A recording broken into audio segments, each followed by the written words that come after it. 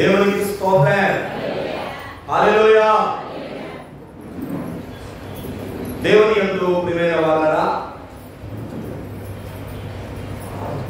దేవుని పరిశుద్ధ గ్రంథములో నుండి కొన్ని విషయాలు మనం ధ్యానం చేసుకుందాం. మత్తయి సువార్త 12వ అధ్యాయంలో యేసు ప్రభు దగ్గరికి ఒక సహోదరుడు వచ్చి లేక ఒక వ్యక్తి వచ్చి ఒక విషయాన్ని చెప్తా ఉన్నాడు. ఏంటి అతను చెప్తున్న విషయం అంటే, అయ్యా మీ వద్దకు మీ తల్లియు మీ సహోదరులు వచ్చారండి అని ప్రభువుకి చెప్పాడు. అప్పుడు ప్రభు అలాగా, నేను వచ్చి వారితో మాట్లాడతాను, లేదా కొంచెం అక్కడ ఆగమనండి అని చెప్పి ప్రభు అక్కడ చెప్పినట్టుగా మనకి లేదు. అలాగని ఆయన తల్లిని ఆయన గౌరవించిన వ్యక్తి కాదు.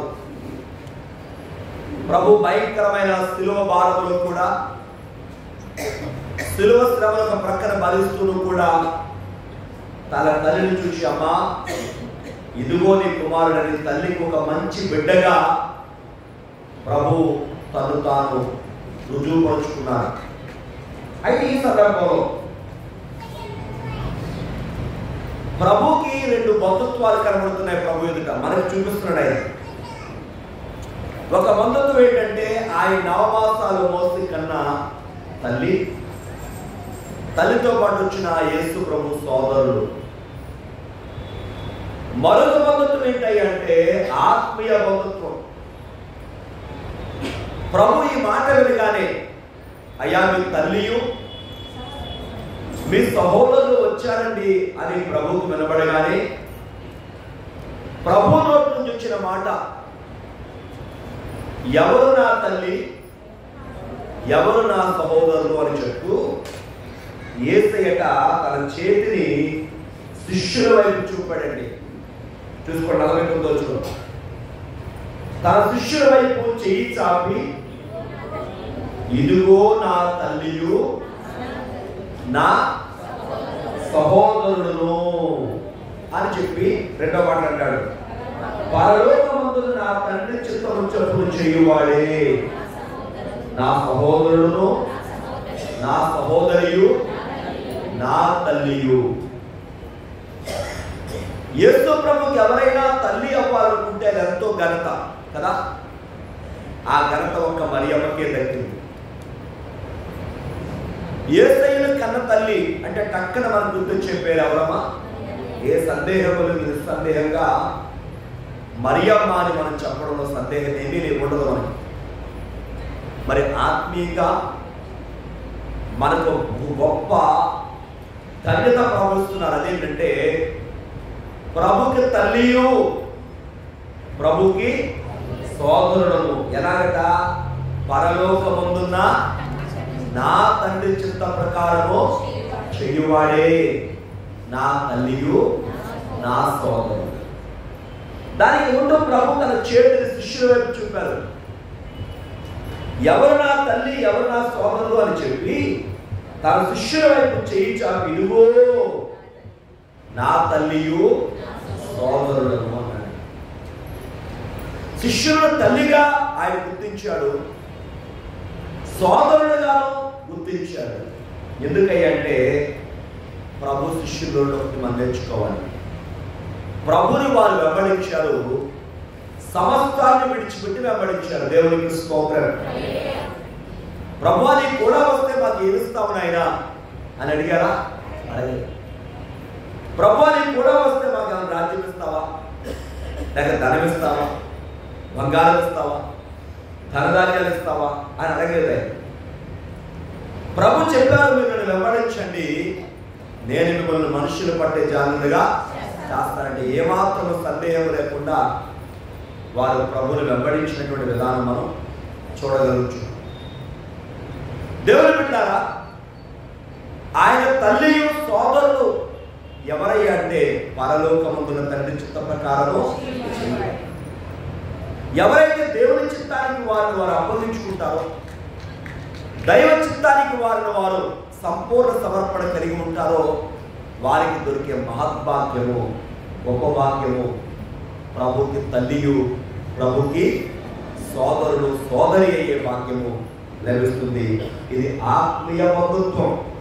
ఏ బంధుత్వం అండి? ఆత్మీయ బంధుత్వం ప్రభువులో మనందరం పొందుకుంటాం. ఎప్పుడు? దైవ చిత్తానుసారంగా చేస్తే శిష్యులకు కనబడుతుంది. అయితే బైబిల్లో నుండి కొద్ది మందిని మీకు ఉదాహరణగా చూపిస్తాను. ఒక 6 మాటలు శిష్యులతో కలిపి 7 మాటలుగా మనం చూద్దాం. మొదటిగా మనం చూస్తే, ఎవరి అంతర్యములో ధర్మశాస్త్రం ఉంటుందో వారు దేవుని చిత్తానుసారంగా నడుచుకుంటారు. చెప్పడమా? ఎవరి అంతర్యములో ధర్మశాస్త్రం ఉంటుందో వారు దైవ చిత్తానుసారంగా వారు నడుచుకుంటారు. చూద్దాం వాక్యం. కీర్తన 40వ కీర్తన 8వ వచనం చూద్దాం. కీర్తన 48వ వచనం. నా దేవా నీ చిత్తము నెరవేర్చుట నాకు దేవునికి స్తోత్రం. నాతో చెప్పండి, నా దేవా నీ చిత్తము నెరవేర్చుట నాకు సంతోషము. దావీదు భక్తుడు దేవుని స్తుతిస్తూ చెప్తున్నాడు, దేవా నీ చిత్తము నెరవేర్చడమే నాకు సంతోషం. మనిషికి చాలా సంతోషాలు ఉన్నాయండి. అవి వాడు చేసే సంతోషాలు. ఇలా చూడ, ఒకసారి మీకు చెప్పాను, లోక సంతోషం ఆరంభంలో సంతోషమే కానీ దాని అంతమెంతో దుఃఖం. దేవునితో సంతోషించే వ్యక్తి ఆరంభంలో శ్రమ పడొచ్చేమో కానీ దాని అంతము మహా ఆనందంగా మారుతుంది. నమ్మిన వాళ్ళు చెప్పకుండా లోక సంతోషం ఏంటి? ఆరంభంలో సంతోషమే కానీ చివరికి ఏంటది? విషాదం. దేవునితో సంతోషించే వ్యక్తి అమ్మా మొదట్లో కొంచెం ఇబ్బంది పడ్డప్పటికీ దాని అంతము మహానందం. ఏ ఆనందం అండి? మహానందం. కనుక దేవుని బిడ్డలారా, దావీదు భక్తుడు ఏమన్నాడు చూద్దాం ఒకసారి. మన చదువు 40వ కీర్తన 8వ వచనం. దేవా నా దేవా ఎవరి చిత్తము నెరవేర్చడం? మన ప్రార్థనలు ఏమని ప్రార్థన చేస్తాం? దేవా నా ఇష్టం నెరవేర్చని ప్రార్థన చేస్తాం కదా మనం, అంతేనా? చాలా మంది ప్రార్థన ఎలా ఉంటుందంటే, దేవుడు నా ఇష్టం నెరవేర్చలేదు అంటారు. దేవుడు మన ఇష్టం నెరవేర్చడం కాదు, దైవ చిత్తములకు మనములో దైవ చిత్తములకు మనం విధేయులుగా ఉండాలి. అందుకన్నాడు, దేవా నా దేవా నీ చిత్తము నెరవేర్చడం నాకు సంతోషం. అందరూ చెప్పండి నాతో, నీ ధర్మశాస్త్రము నా ఆంతర్యములో ఉన్నది. ఎక్కడుందంట? ఆంతర్యములో. అందరానండి, దేవుని గ్రంథం ఎక్కడుండాలి? మన ఆంతర్యములో. ఎలా చూడాలి? మన ఇంటికి ఏదైనా వస్తువు తెచ్చుకుంటాం కదా, వస్తువులు ఎక్కడి నుంచి తెచ్చుకుంటాం? మన యొక్క గుమ్మములో నుంచి లోపల తెచ్చుకుంటాం. దాన్ని ఏమంటామంటే మెయిన్ గేటు లేక సింహద్వారం. అది పెద్దదిగా పెట్టుకుంటాం. ఏదైనా పెద్ద వస్తువులు తెచ్చుకున్నాం, చిన్న ఏదైనా అందులో తెచ్చుకుంటాం. నీ లోపలికి ఏదైనా వస్తువు రావాలి అంటే ద్వారము నుండే రావాలి. దీన్ని ఎందుకు జ్ఞాపకం చేస్తాను మీకంటే, యేసయ్య యోహాను సువార్త 10వ అధ్యాయం అంటాడు, నేనే ద్వారమును చెప్తూ నా ద్వారా లోపలికి ప్రవేశించిన వాడు మేత మేయచ్చు ఉంటాడని ఆ గొర్రెల గురించి చెప్తూ అంటాడు, వేరొక దారిని వచ్చేవాడు దొంగయు దోచుకునేవాడును అన్నాడండి. దేవుని బిడ్డలుగా మన ఆంతర్యంలో ఎప్పుడూ దేవుని వాక్యం ఉండాలంటే, దేవుని మార్గంలో ఉన్న మనం యథార్థతలో జీవిస్తూ దేవుని వాక్యాన్ని హృదయంలో ఉంచుకున్నప్పుడు నీ ఆంతర్యములు ఎవరి గ్రంథం ఉంటుందమ్మా? ఎవరి వాక్యం ఉంటుంది? దేవుని వాక్యము నిలిచి ఉంటుంది. దేవుని స్తోత్రం. కానీ ఇదే మనకిచ్చిన ఇవ్వబడిన ద్వారాలు అనబడుతున్న మార్గాన్ని మనం పాడు చేసుకుంటే ఏమాత్రం కూడా దైవ చిత్తానుసారంగా మనం వెళ్ళలేము. అందుకే వేరొక దారిని వచ్చి వాడు దొంగ దోచుకునేవాడని చెప్పడేశాడు. దేవుని మార్గమందు కుడికి ఎడమకు తొలగిపోకుండా మనం దేవుని వాక్యాన్ని బట్టి మనం ముందుకు పెడుతున్నప్పుడు ఆయన్ని బట్టి ఎల్లప్పుడూ మనం ఆనందించే వారిగా ఉంటాం. దేవునికి స్తోత్రం. అందుకంటే నా ఆంతర్యంలో ఏముంది? ధర్మశాస్త్రం ఉన్నది. నా ఆంతర్యంలో నీ ధర్మశాస్త్రం ఉంది. మన అంతరంగంలో ఏముండాలి? మన హృదయంలో ఏముండాలి? సాధారణంగా మన ఇంట్లో బైబిల్ ఉంది, బాగుంది. మన సెల్ఫ్లో బైబిల్ ఉంది, బాగుంది. చెప్పండి, మన బండిలో డిక్కీలో మనం ప్రయాణం పెడుతున్న బ్యాగ్లో బైబిల్ పెట్టుకున్న బాగుంది. తల కింద బైబిల్ పెట్టుకున్న బాగుంది. మరి తలంపుల్లో బైబిల్ ఉండాలి వద్దా? మన ఆంతర్యంలో బైబిల్ ఉండాలి వద్దా? అవన్నీ నేను వద్దనట్లేదు, కానీ మరి వ్యక్తిగా కొంతమంది ఆచారాలు తెగ చేస్తూ ఉంటారు. ఆ దేవుని చిత్తం కాదు. దేవుని చిత్తం ఏంటంటే దేవుని వాక్య గ్రంథం ఎక్కడ ఉండాలండి? మన ఆంతర్యములో ఉండాలి. దేవునికి స్తోత్రం. ఆ కింద ఒక మాట ఉంటాడు, చదవమ్మా. నా పెదవులు మూసుకొనగా మా సమాజములో దేవునికి స్తోత్రం. ఎప్పుడైతే దేవుని యొక్క ఆంతర్యంలో దేవుని ధర్మశాస్త్రం ఉంటుందో దేవుని గురించి నువ్వు మాట్లాడతావు. దేవుని బిడ్డగాని నడక కనబడుతుంది. దేవుని క్రియలు మనలో కనబడతాయి. దేవుని వెలుగు మనలో ప్రకాశిస్తుంది. ఎందుకంటే మన ఆంతర్యంలో ఏముంది? అందుకే బైబిల్ ఒక మాట ఉంది, హృదయం నిండిన దాన్ని బట్టి నోరు మాట్లాడుతాడు. ఏం మాట్లాడతామా? నీ హృదయంలో ఏమి నిండి ఉంటే నోటి నుంచి కూడా ఆ మాటలే. మంచి నిండి ఉందా? మంచి మాట. చెడ్డ నిండి ఉందా? చెడ్డ మాట. ఆంతర్యంలో ధర్మశాస్త్రం ఉందా? నీ నడకలో, నీ క్రియలలో ధర్మశాస్త్రమే కనబడుతుంది. దేవునికి మహిమ కలుగును గాక. ఏది నిండిందో అదే వస్తుంది మన నోటి నుంచి. ఏది హృదయంలో నిండి ఉందో ఆ మాటలే మన అంతరంగంలో చెప్పండి బయటికి కూడా కనబడతాయి. దేవునికి స్తోత్రం. రెండవదిగా చూద్దాం, దేవుని చిత్తమట పరభూలోకాల్లో కూడా జరగాలి. ఎక్కడమ్మా? గట్టిగా చెప్పండి. పరలోకంలో జరగాలి, భూలోకంలో జరగాలి. వాక్యం చూద్దాం ఒకసారి. కీర్తన 143వ కీర్తన 10వ వచనం చూద్దాం ఒకసారి. కీర్తన గ్రంథము 143:10. నీవే నా దేవుడవు, నీ చిత్తానుసారంగా నేను ప్రవర్తించుటకు దేవునికి మహిమ కలుగును గాక.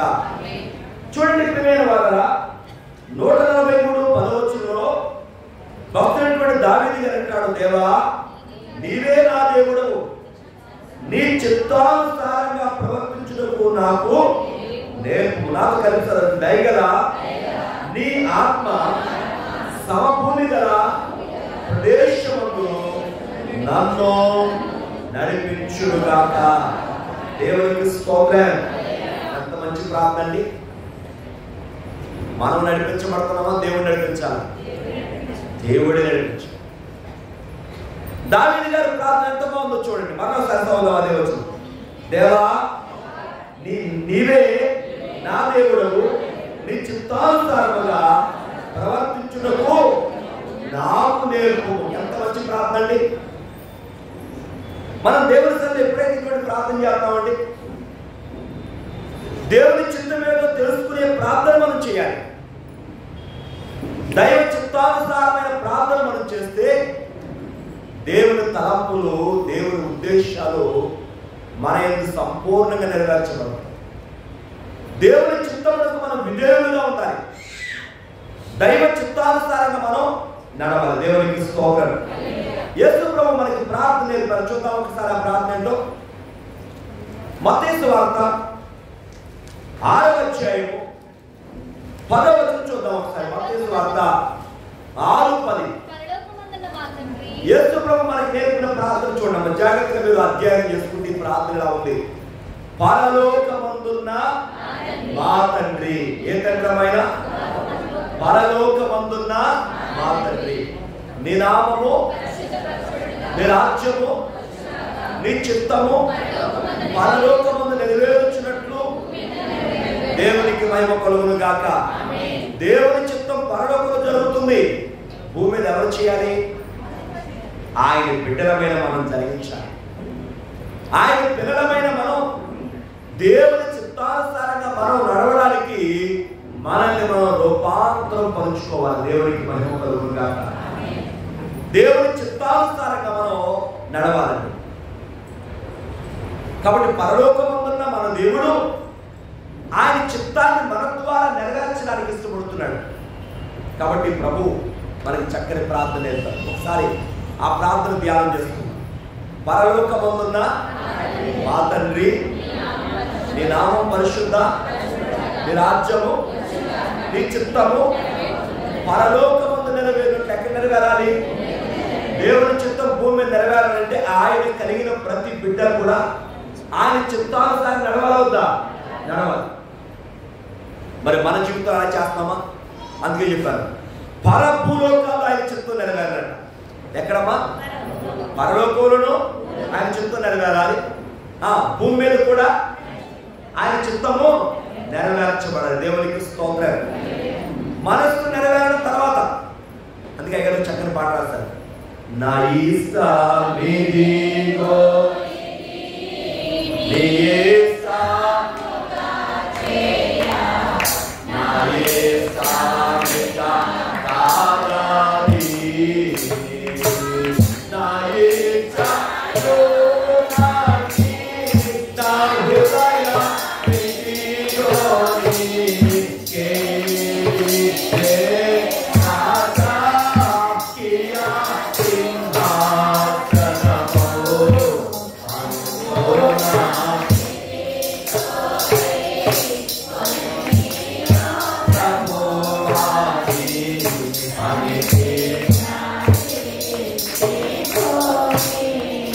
దేవునికి మహిమ కలుగును గాక. ఎవరు పాడుతున్నారు ఆ పాట అంటే, నా ఇష్టం ఇదిగో ఇది నాయన, నీ ఇష్టముగా చెయ్యి, నా ఇష్టమిక కాదయ్యా, నీ చిత్తము నెరవేర్చబడాలి. దేవునికి మహిమ కలుగును గాక. కొన్ని సందర్భాల్లో మనం ప్రార్థన చేస్తే మనం ప్రార్థన నెరవేరలేదని దేవుని మీద నిందేస్తాం. ఈ సందర్భంగా మీకు ఒక మాట జ్ఞాపకం చేస్తాను. ఇశ్రాయేలు ప్రజలు ఐగుప్తులు ఎన్నాళ్ళున్నారంటే 437 ఉన్నారు. ఎన్నాళ్ళమ్మా? 437. యోసేపు ఆ దేశానికి ప్రధానమంత్రిగా ఉన్నంత చెప్పు ఇశ్రాయేలుకి ఏ బాధ లేదు. కష్టం ఉందా? కష్టం లేదు, బాధ లేదు, ఇబ్బంది లేదు. యోసేపు మరణానంతరం ఇశ్రాయేలుకి ఏమొచ్చింది? బాధలు వచ్చినవి. ఏ రాజు వచ్చినా ఇశ్రాయేలు ఏం చేస్తున్నాడు? హింసించడమే లక్ష్యంగా పెట్టుకున్నాడు. నేను అంటాను, మరి యోసేపు ఐగుప్తులు ఎంతకాలం ఉన్నాడు? కొంతకాలమే కదా, అంతే కదమ్మా. ఓ మహా అయితే ఓ 50 సంవత్సరాలు, 50-60 ఏళ్ళు వారు ఏ శ్రమ లేకుండా ఉన్నారండి. మరి 70 ఏళ్ళు వేసుకోండి. మిగిలిన 350 సంవత్సరాలు సుమారుగా వారు శ్రమ పడుతూనే ఉన్నారు. నా ప్రశ్న ఏంటంటే, వీరు శ్రమ మొదలైన వెంటనే ప్రార్థన మొదలు పెట్టలేదా? మొదలు పెట్టారు. ప్రభువా, మాకు విమోచన కావాలి, ఐగుప్తు బానిసత్వం నుంచి మాకు విడుదల కావాలని ప్రార్థన చేశారు. మరి దేవుడు ఎందుకు ఆలస్యం చేశాడు 437 దాకా? దేవుడు ఒక ప్రామిస్ చేశాడు అబ్రహాం. ఏంటా ప్రామిస్ అంటే, ఈ దేశాన్ని మీకు ఇవ్వబోతున్నాడు. దేవునికి స్తోత్రం.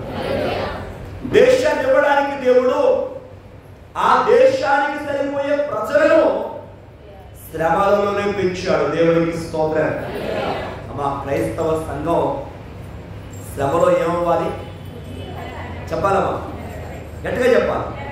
పెరగాలి, బలపడాలి.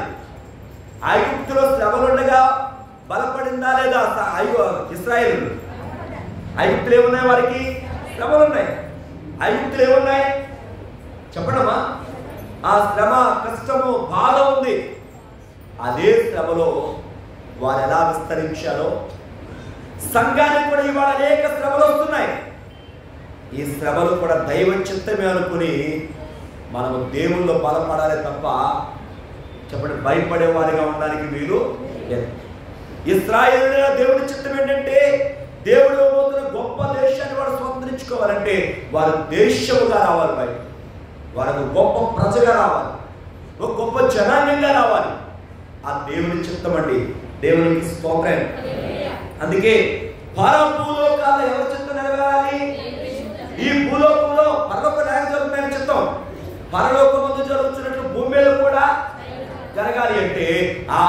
పైన దేవుడు నిన్ను నన్ను ఎన్నుకున్నాడు కనుక మనం ఎవరి చిత్తానికి లోబడాలండి?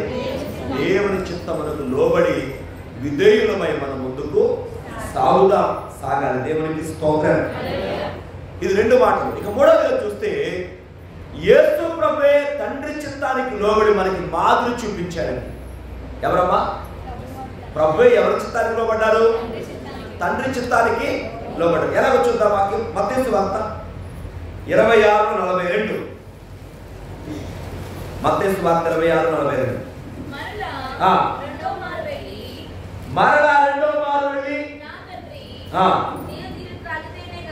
నేను దీనిని త్రాగితేనే కానీ నా యొక్క తొలగిపోవుట సాధ్యము కాని నీ చిత్తము సిద్ధించును గాక అని అందరూ చెప్పండి. అతను నీ చిత్తమే సిద్ధించును గాక. ఎవరు ప్రార్థన చేస్తారు ఈ ప్రార్థన? స్వయంగా ప్రభు వారి గెచ్చమనే తోటలో ఆయన చేయించిన ప్రార్థన అద్భుతమైన ప్రార్థన. ప్రభు ముందు ఏముంది చెప్పండి? శ్రమ. ఎంత గొప్ప శ్రమ! మరణమనే శ్రమ. ప్రభు ఆయన భరించబోతున్న బాధ మరణ వేదన. అయినా కూడా అక్కడ ఎవరి చిత్తాల్లో పడుతున్నారు? అది మనం వివరించుకునే ముందు ఒక్క మాట కూడా చదువుతారా? హెబ్రీ పత్రిక 5వ అధ్యాయం 7వ చదవండి. శరీరధారి ఉన్న దినములో యేసు ప్రభువారట మహారోదనము 2 కన్నీళ్లతోనూ తను మరణము నుండి రక్షింపగలవానికి ప్రార్థనలను యాచనను సమర్పించి భయభక్తులు కలిగి ఉన్నారు కనుక ఆయన అంగీకరించబడ్డాడు. దేవునికి స్తోత్రం. మీరు అనుకోవచ్చు, డౌట్ రావాలండి, ఆయన దేవుడే కదా, ఆయన భయభక్తులు కలిగి ఉండవండి. దానికంటే ముందు చెప్పాడు పౌలు, శరీరధారి ఉన్న దినములలో. ఏ దినాలట? ఆయన శరీరధారిగా ఉన్నాడు కనుక శరీరధారులమైన మనందరికీ ఆయన ఏం చూపించాడు? ఒక చక్కని మాదిరి. యేసయ్య మాదిరి జీవితం అండి. అందుకే ప్రపంచము ఆయన దగ్గరికి వస్తుందంటే కారణం అది. యేసయ్య మాదిరి. ఆయన బోధ ఏదైతే చేస్తారో నడకలో మాదిరి చూపించాడు. అమ్మా, ఆయన ఏదైతే మాట్లాడాడో దాని ప్రకారంగా ఆయన జీవించాడో, ఏదైతే జీవించాడో అదే మాట్లాడాడు కనుక ప్రపంచానికి యేసుప్రభు ఎవరు? మాదిరి. అందుకే యేసుప్రభు అంటారు ఒక చక్కని మాట, నేను గొర్రెలకు మంచి కాపరి. మంచి కాపరి తన గొర్రెల కొరకు ఏం పడతాడు? మత్తయి వార్త 5:42 చెప్తాడు, మీ పరలోకపు తండ్రి పరిపూర్ణులు కనుక మీరు పరిపూర్ణులుగా చెప్పండి ఉండేదారు. పేతురు భక్తుడు చెప్తాడు, మనమందరం గొర్రెల వలె త్రాగి తప్పిపోతుంది, ఇప్పుడు ఆత్మల కాపుల అధ్యక్షుడైన యేసు వైపు మనం మళ్ళీ ఉన్నాము. అదే పేతురు భక్తుడు చెప్తాడు, క్రీస్తు కూడా మీ కొరకు శ్రమపడి మీరు తన అడుగుజాడలు నడవాలని మీకు మాదిరి ఇచ్చి వెళ్ళారు. దేవుని బిడ్డలారా, మన ప్రభు ఆయన తండ్రి చిత్తానికి లోబడి, తండ్రి చిత్తం లోబడడం అంటే ఏదో ఒక ప్రార్థన కాదండి. ఇక్కడ తండ్రి చిత్తానికి లోబడి తన ప్రాణమునే మన కొరకు ఏం చేయబోతున్నాడు? దారబోయబోతున్నాడు. దేవునికి మహిమ కలుగును గాక. మరి మనం అలాంటి సమర్పణతో ప్రార్థన చేస్తాము. మన ప్రార్థన ఏదైనా ఒకటి నెరవేరకపోతే మనలో చాలా మంది ఎలా ఉంటుందమ్మా? విశ్వాసం వెనక్కి. మన ప్రార్థన ఏదైతే నెరవేరలేదో వెంటనే మనం ఏం చేస్తాం చెప్పండి? మన ప్రార్థన నెరవేరకపోతే దేవుని మీద ఏదో ఒక నిర్ణయం. ఏది దేవుని చిత్తానికి మనం ఎలా లోపడుతున్నాం? ప్రభు ముందు శ్రమ కనబడుతుంది, శోధన కనబడుతుంది. ప్రభు చేసిన ప్రార్థన చూడండి, నీ చిత్తమే సిద్ధించునుగా అని ప్రభు ప్రార్థన చేశారు. ఇది 3వ ప్రార్థన. 4వది చూద్దామండి. 4వది, ఎవరైతే దైవ చిత్తానుసారంగా నడుచుకుంటారో వారట ఆత్మీయ జ్ఞానం గలవారట. చెప్పడమా? ఎట్లా చెప్పాలి? మరోసారి చెప్పడం. యోహాను సువార్త 7:17 చూద్దాం ఒకసారి. ఎవడైనను ఆయన చిత్తము చొప్పున చేయ నిశ్చయించుకొనునే చేయ నిశ్చయించుకున్నట్లయితే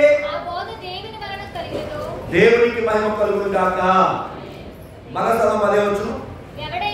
ఎవడైనను ఆయన చిత్తము చొప్పున చేయ నిశ్చయించుకుని ఎడల ఆ బోధ దేవుని వలన కలిగిందో లేక నాకు నేను బోధించున్నాను దేవునికి స్తోత్రం.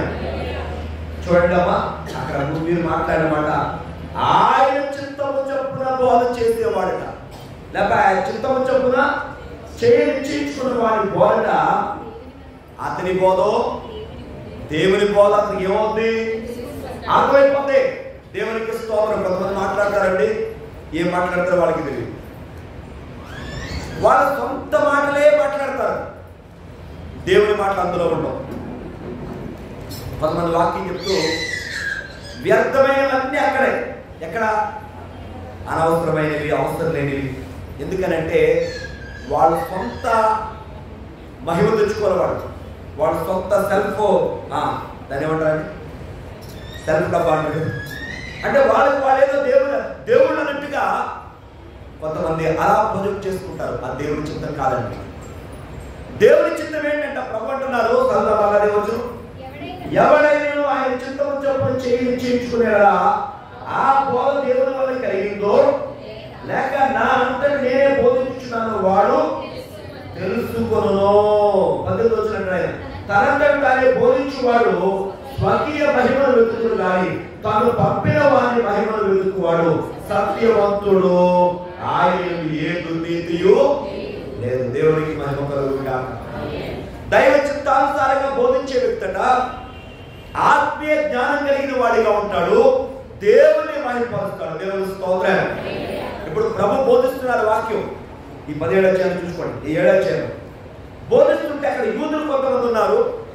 వాళ్ళందరూ యేసు ప్రభు వారి బోధ విని ఈయనకి పాండిత్యం ఎక్కడ వచ్చింది, ఈయన పెద్దగా చదువుకోలేదు కదా అనుకున్నారంటే వాడు చదువుదా అదే వచ్చు. 7:14 సగం పండుగైనప్పుడు యూదులు అందుకు ఆశ్చర్యపడి చదువుకొని ఇతనికి పాండిత్యం ఎక్కడిది చెప్పుకొనిది. అందుకు యేసు నేను చేయబోదు నన్ను పంపిన వారే దేవునికి స్తోత్రం, నాది కాదు నన్ను పంపిన వారు. దేవునికి మహిమ కలుగును గాక. దైవ చిత్తానుసారంగా బోధిస్తే ఆత్మీయ జ్ఞానం అని చెప్పారే. ఏంటంటే ఆత్మీయ జ్ఞానం అంటే ఎప్పుడైతే దైవ చిత్తానుసారంగా మనం నిలబడతామో ఆ బోధట వారిది కాదు, ఎవరిది? దేవుని. దేవుని స్తోత్రం. వ్యవస్థ గారు అన్నారట, వాక్యం బోధించేటప్పుడు దేవుడే మనతో మాట్లాడుతున్నాడు. ఎవరమ్మా? అందరూ చెప్పాలి, గట్టిగా చెప్పాలి. దేవుడే మనతో. ప్రార్థన చేసినప్పుడు మనం దేవుడితో మాట్లాడుతున్నాం. ఎవరితోనమ్మా? వాక్యం చెప్పేటప్పుడేమో దేవుడే మనతో మాట్లాడుతున్నారు. ప్రార్థన చేసినప్పుడు చెప్పడం దేవుడితో. ఎవరి మాటలు ఎవరు వినాలి అమ్మా? మన మాటలు దేవుడు వినాలి, మన ప్రార్థన దేవుడు వినాలి. కొంతమంది అంటే కదా వరుస, అమ్మా మన ప్రార్థన దేవుడు వినాలి, కరెక్టే కాదని అనట్లేదు. మరి ముందు ఏం చేయాలి? దేవుని మాటలు నువ్వు శ్రద్ధగా వినాలి, దేవుని మాటలు మనం విధేయత చూపాలి. అప్పుడు నువ్వు ప్రార్థన చేయి. నీ ప్రార్థన ఎవరైనా వింటారు? దేవుడు తప్పనిసరిగా. కొంతమంది తప్పుగా రావద్దంటే వారు దేవుడిని ఏమడిగితే దేవుడు ఇవ్వాలి, కానీ దేవుడి చిత్తానుసారంగా మాత్రం వాడు ఎంత అజ్ఞానం. దేవుని బిడ్డగా దేవునికి మనం విధేయులుగా ఉంటే, వాక్యానికి విధేయులు ఉంటే మన ప్రతి ప్రార్థన కూడా దేవుడు తప్పనిసరిగా నెరవేరుస్తాడు. దేవుని స్తోత్రం. ఇంకొక మాట కూడా మీకు జ్ఞాపకం చేస్తే నేను వాక్యం ద్వారా ముందుకు వెళ్తున్నాను. చూడండి, అపోస్తుల కార్యం 21:14 చూద్దాం ఒకసారి. అపోస్తుల కార్యం 21:14. అతడు ఒప్పుకొనందున దేవునికి మహిమ కలుగును గాక. ఆమేన్. అందరూ చెప్పండి. అతడు ఒప్పుకొనందున మేము ప్రభు చిత్తము జరుగును గాక అని ఓరుకుంటుంది. ఏం జరిగింది ఇక్కడంటే, పౌలు గారిని యెరూషలేము వెళ్ళొద్దు అంటారు. ఎందుకంటే ఒక ప్రవక్త చెప్పాడు, యెరూషలేములో చెప్పండి, పౌలు పట్టుకోబోతున్నారు అని చెప్పి ఒక ప్రవచన చెప్పాడు. చెప్పినప్పుడు పౌలు గారిని వెళ్ళొద్దు అని చెప్పారు. ఎక్కడికి? యెరూషలేము. కానీ పౌలు గారు ఏమన్నాడు? యెరూషలేము ఖచ్చితంగా నేను వెళ్ళి తీరుతాను. అప్పుడు అక్కడ సంఘం అనుకున్నారట ఇది దైవ చిత్తమేమో అని చెప్పి వాళ్ళు ఏం చేశారమ్మా? వదిలేశారు, ఊరుకున్నారు. దేవునికి స్తోత్రం. హల్లెలూయా. ఇదంతా చెప్పడం సమయం లేదు, కానీ మనం కూడా దేవుని చిత్తానికి విడిచిపెట్టగా వద్దా? కొన్ని సందర్భాల్లో పట్టుని కూర్చుంటామా? దేవుని చిత్తం ఏదో దానికి మనం ఏం చేయాలి? మనం సంపూర్ణంగా లోపడాలి. దేవునికే మహిమ కలుగును గాక. ఇప్పటిదాకా మీతో 5 అంశాలు చెప్పాను. ఒక శిష్యుల గురించి, 2 ధర్మశాస్త్రం ఆంతర్యంలో దావీదు మాట గురించి చెప్పాం, 3 పరలోకాలు దేవుని చిత్తం జరగాలని చెప్పి దావీదు కీర్తన 143:10 చూచాం. యేసు ప్రభు వారు తండ్రి చిత్తానికి సంపూర్ణంగా లోబడాలని తెలుసుకున్న మత్తయి వార్త 26:42లో. అలాగే 5వదిగా ఆత్మీయ జ్ఞానం అనబడే దైవ చిత్తం అని తెలుసుకున్నాయి. 6వది ఎఫెసీ 6:6 చూద్దాం. పూర్ణ హృదయంతో దేవుని చిత్తాన్ని మనం లోబడాలట. ఎఫెసీ 6:6 దేవునికి మహిమ కలుగును గాక. ఈ మాట జాగ్రత్తగా, మనుష్యులను సంతోషపెట్టువారు. ఎంత అద్భుతమైన మాట వాడాడు చూసారా?